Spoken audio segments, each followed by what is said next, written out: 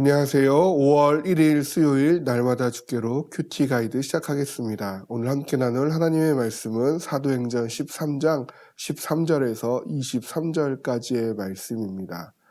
혹시 누군가를 설득해 보신 적이 있으신가요? 설득을 잘하려면 어떻게 해야 할까요?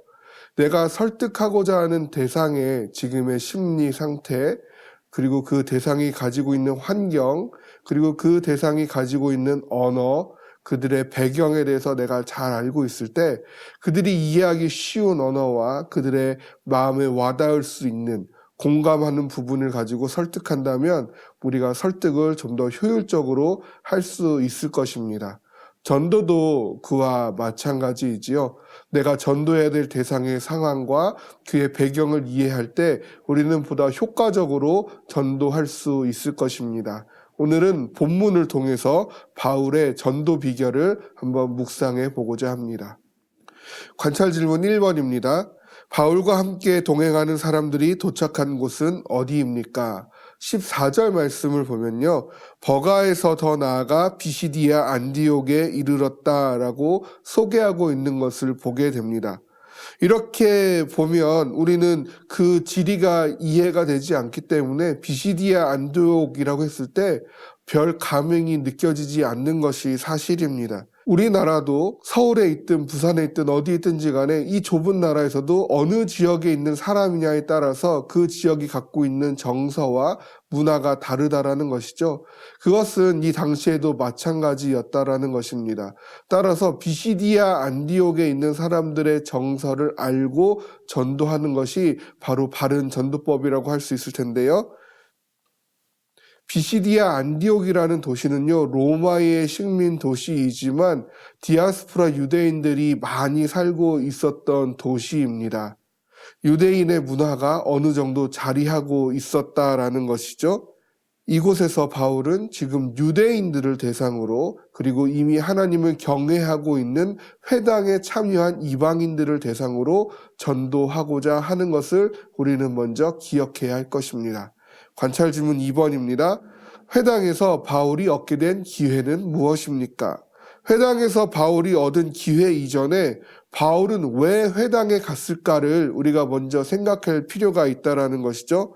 회당은 바벨론에 의해 유다가 멸망당한 후에 그 성전이 파괴된 디아스포라 유대인들이 그 이방 지역에서 율법을 지키고 함께 모여 예배드리기 위해 만든 장소로 유대인들의 신앙의 구심점 역할을 했던 곳이 바로 이 회당입니다. 바울은 즉 이 회당에서 비시디아 안디옥에 있는 유대인들을 가장 쉽게 만날 수 있다는 것을 알고 있었던 것이고 그 디아스포라 유대인들에게 복음을 전하기 위해 회당을 택한 것으로 보입니다. 이 회당의 예배는요, 먼저 쉐마 문구를 낭독하게 되어지고 예배 인도자가 기도를 한 후에 율법이나 선지자의 글을 낭독하게 되고 그리고 나서 회당장이 일반 군중들 중에 한 사람을 지명하여 적절한 교훈을 베푸는 형식으로 예배가 진행됩니다. 즉 지금 바울은 율법과 선지자들의 글, 즉 구약을 낭독한 후 백성을 권할 교훈을 말할 수 있는 기회가 주어지게 된 것입니다. 관찰 질문 3번입니다.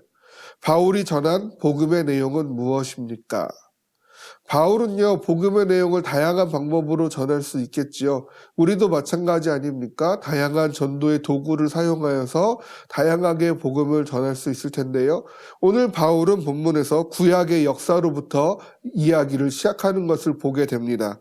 출애굽의 역사로부터 시작하여 하나님의 신실하신 행하심을 언급하며 다윗과 약속하신 대로 다윗의 후손에서 이스라엘을 위하여 구주를 세우셨고 그가 바로 예수라고 복음을 증거하고 있습니다. 이 바울의 복음 전도에서 하나님의 주권이 두드러지는 것을 보게 됩니다. 하나님께서 택하시고 인도하여 내시고 참으시고 주셨고 패하시고 약속대로 세우셨다라고 반복해서 하나님의 행하심을 이야기하고 있는 것이죠. 즉 예수 그리스도는 하나님께 보내심을 받은 구주가 되는 것입니다. 유대인들이 그토록 기다리고 있는 구약에서부터 약속되었던 메시아가 바로 예수라는 점을 밝히 말하고 있는 것이죠. 구약에 익숙한 유대인들에게 구약을 낭독한 직후에 그 구약의 역사로부터 시작하여 하나님의 인도하심과 약속하심과 성취하심이 예수 그리스도를 향해 있음을 증거함으로 복음을 전한 것입니다. 복음의 내용은 변하지 않습니다. 복음의 능력 또한 변하지 않습니다. 복음의 생명 역시 변하지 않습니다. 그러나 복음을 효과적으로 전달할 수 있는 방식은 다양할 수 있다는 것이죠. 대상이 누구인지 그들의 배경이 어떠한지에 따라 지혜롭게 다가가야 할 것입니다. 내가 전도하고자 하는 대상은 누구입니까? 내가 품고자 하는 오이코스는 누구입니까?